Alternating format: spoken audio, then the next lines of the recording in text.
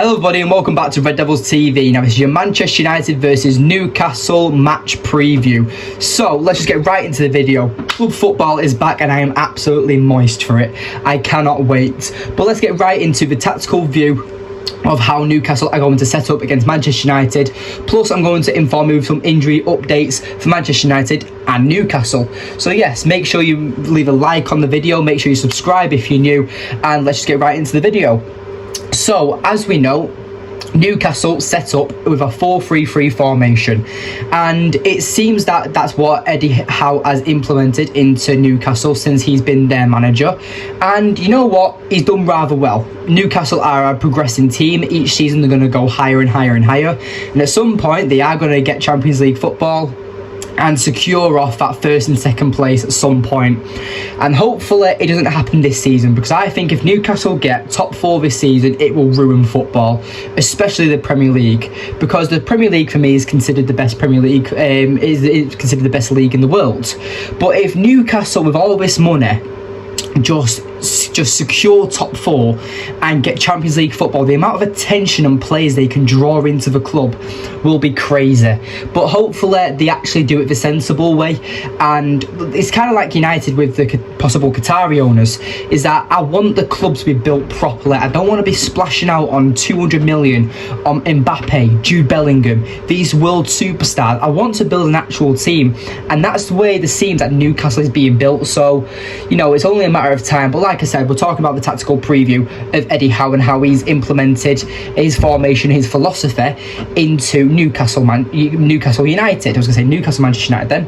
But anyway, as we know, they set up with a 4-3-3 formation, and their standard formation seems to be the likes of Nick Pope, Dan Burn, Sven Botman, Shah, Kieran Trippier. That's their back five. And then in the midfield, they consist of Bruno Guimaraes as the holding midfielder. You have Willock and you have Longstaff.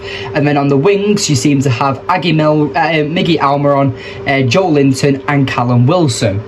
So their 4-3-3 formation is a bit different to how teams like Liverpool play, Man City play, sometimes Manchester United when we're attacking. So it seems that their wingers in Miggy Almiron and Joe Linton are almost like second man midfielders. That's their alternative positions. It seems that Joe Linton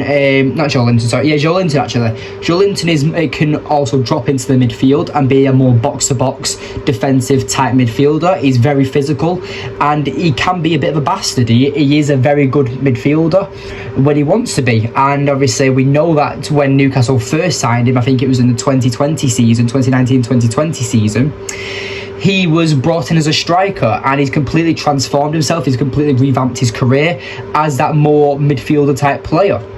But he does seem to play more as a wide midfielder almost. But wherever he plays, he can be a challenge for whoever he goes up against. Miggy Almiron as well, he's a player who's more like a 10, a very fast, agile player who can create a lot, especially for their number 9 in Callum Wilson or Alexander Isak. So I am a bit worried for this game, but I am confident at the same time. I do see the danger areas, and I would say mainly Kieran Trippier. I think it's going to be a battle between him and Marcus Rashford.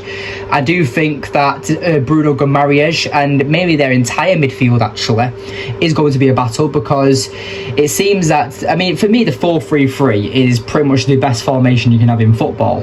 It's pretty much the perfect formation in my opinion, but you might have a different opinion. You might like the 4-4-2 Brexit football.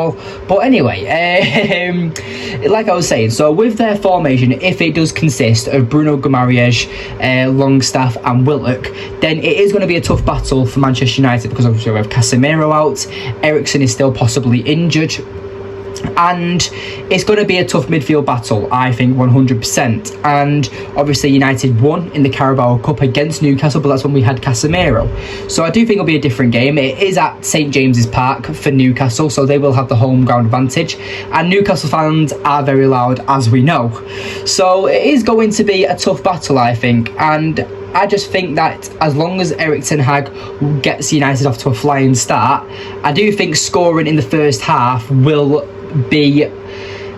help United a lot more, because Newcastle, there are no pushovers. They have done damage to big teams this season, and they they are a good team. So the only thing is that as how low they play, it just seems that right now they have the right formation, they have the right tactics, but they just don't have the right players yet. And I would say they're only about 3 or 4 players away from actually being dominant sides, because they do seem to sit back, drop back a bit more, and then go on the counter attack. That's the way Newcastle still set up. They still play like they're a middle table team.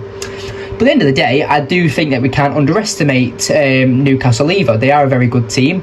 But let's get on to the injury news about how Newcastle players are possibly injured. So we have Nick Pope, Sven Botman, Alan St. Maximin and Callum Wilson. These 4 players were all under suspicion of injuries, and I'll read it out now. So there were fears of Nick Pope after he pulled out of international duty like Marcus Rashford. So obviously he seems to have obviously pulled out of international break. And then Sven Botman returned from international break from Netherlands with suffering from an illness, whilst Alan St. Maximin was removed at half-time of the 2-1 win over Nottingham Forest last out in March 17th, but fears a hamstring problem appeared to have been allayed. So with that, Alan St. Maximin probably won't be playing in this game. I mean, Alan St. Maximin at the start of the season was absolutely flying. It seems that he's had a few injuries this season, which has really set back his season. And for me, at the start of the season, he was a very, very dangerous player for me, in my opinion. And Callum Wilson has been out of the team and unused substitute against Forest, and he had missed the training sessions before international break, but appears to be fit and available again. So these players seem to be back in training, and it just depends how Eddie Howe wants to do this. Does he want to go with his main players, his main strong players, or does he want to take a risk and not risk them getting injuries or making an illness like Sven Botman even worse? I do think though that Eddie Howe will want to win this game, so I do think he'll be going with his best 11, but that's just my opinion. And then we have 2 more, which is Anthony Gordon is still not back in training yet due to an ankle problem, and you've got Miguel Almiron, who remains on the sideline for some weeks with a thigh muscle problem. So even though I said about the 4-3-3 formation with Newcastle, Miguel Almiron is still a dangerous player, and whoever they play on the right wing, that's only time will tell. I think he might even go to a front 2 formation with Wilson and Isaac. Only time will tell, but I'm not too sure, and I'm just going off of the way they normally set up really. So it will be interesting to see who does play on that right hand side. And then we have Manchester United, the Red Devils, and all I've got to say really is Marcus Rashford. Obviously, as we know, he pulled out of international break due to having a possible toe injury. So it is a bit unfortunate with him, but I do think he'll be starting. I do think he is a very important player for us. And we did see on Monday he was back in training, not on pitch, just like practice training, like getting back to full fitness.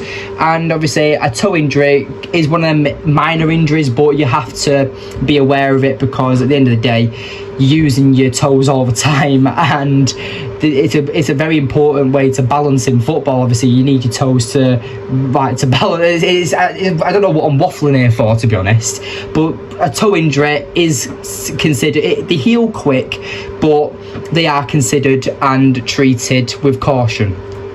Let me find this one. Where is it? Rafael Varane is expected back from a small issue suffered before the international break, so it's good to hear about him.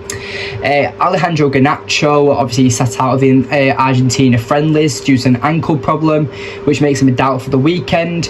Erik ten Hag's only confirmation for the young winger so far is that he will return before the end of the season at least. So it seems that Alejandro Garnacho is possibly out for the rest of the season, as that has just said. So whatever happens, I do think that the season isn't over for Garnacho, but you might as well call it off, because you know it's been his breakthrough season, and obviously it's a bit of a shame that he has been injured and he is possibly out for the rest of the season.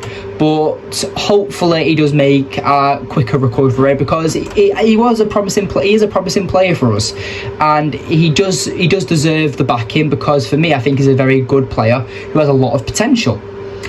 Casemiro is obviously banned still. Obviously, we have 3 more games of his suspension. We have this game against Newcastle, we have the game against Brentford, and we have the game against Everton. So it is going to be tough without Casemiro, especially in the midfield battle like it is going to be against Newcastle, because for me, Casemiro is a very, very important player for us. But that also highlights Scott McTominay, who's had a great international break.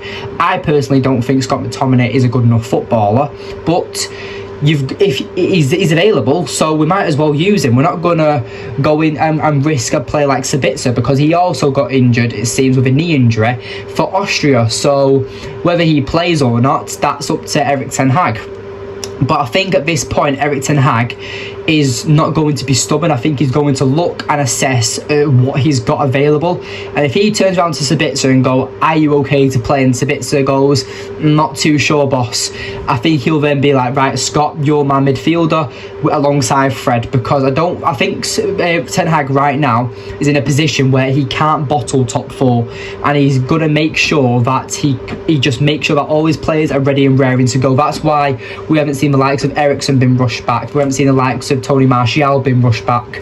So it is good to see that Erik ten Hag is keeping these players who are injured, even though they are setbacks. It's good to hear that he's not rushing them back because he's desperate to get a win, but like not thinking of the long term. And I think that's what Erik ten Hag is especially thinking of, is that long term of the season.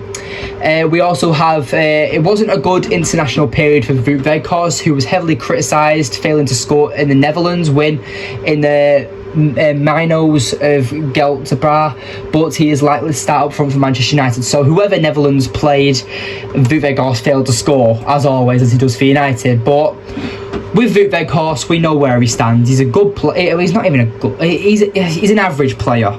That's the kindest thing I can say. He's an average player who's a pressing machine, but his finishing ability just isn't up to scratch. And then we have this last bit, which is Jadon Sancho is set to drop out of the starting 11 for Antony, while in defence, Aaron Wan-Bissaka and Diogo Dalot remain locked in for competition. So it seems that obviously Antony has been, if you can say, the more informed right wing out of him and Jadon Sancho. So Jadon Sancho has been that player coming off the bench really throughout these games in recent times. So obviously whatever happens with Jadon Sancho, I just hope that he gets back and we do see the Jadon Sancho why we bought him. We see the Borussia Dortmund Jadon Sancho, because that Jadon Sancho is why we bought him. But he is struggling for form at the moment, and Antony, he's playing well. So he's playing better out of the two, let's say. So I think that Antony staying in is the correct decision. And then Aaron Wan-Bissaka and Diogo Dalot remain locked in for competition. So whoever you decide to choose there, that's on Erik ten Hag. I personally think he'll go for Aaron Wan-Bissaka, because for me, I just think that Diogo Dalot, after that injury, after the World Cup, he just hasn't got back into that raring form that he was before the World Cup. So I think that Aaron Wan-Bissaka will be the starting right back. And then, actually no, I lied, this is the final bit now. So Martial's hip injury and Christian Eriksen's ankle injury, as well as Donny van der Beek's knee injury, are unavailable. Erik ten Hag will provide further updates during his press conference on Friday. So that now leaves to the predicted 11 for Manchester United. And for me, this will be the team. I think it'll be David De Gea. I think it will be Aaron Wan-Bissaka. I think it'll be Rafael Varane. I think it'll be Lisandro Martinez. Luke Shaw is a debateful one, because even though I think he will go for Luke Shaw, I do think Malacia does deserve a run out at this point. If Luke Shaw has a poor performance against Newcastle at weekend, I would seriously consider playing Malacia against Brentford midweek next week, because Luke Shaw has been having some woeful games in recent times, and I don't think he's been playing well at all. But I do think Erik ten Hag will go for the more experienced left back, so I do think Luke Shaw will come into the side. The midfield, I think, will consist of Scott McTominay and Fred, as well as Bruno Fernandes as that number 10 role. And then we'll have Antony, Marcus Rashford and Wout Weghorst as the forwards. So whether Erik ten Hag sets up in the 4-2-3-1 like he has been doing, or the 4-3-3, that's only down to Erik ten Hag. But I do feel like it will be a 2-1 victory for Manchester United. And like I said, I think Bruno Guimaraes is that dangerous player for Newcastle. And it just depends on how United deal with that, with the midfield battle. Will we get overrun or will we be victorious? Only time will tell. But like I said at the start of the video, Club football is back. None more of this boring international shit. I can't wait. And Saturday's going to be great football just for the Premier League. And obviously on Sunday, I get to watch Eric Ten Hag's Red Devils march on at St James's Park and hopefully get the 3 points. But yes, thank you for watching today's video. Please remember to like, subscribe, comment and share, and I'll see you in the next one. Goodbye.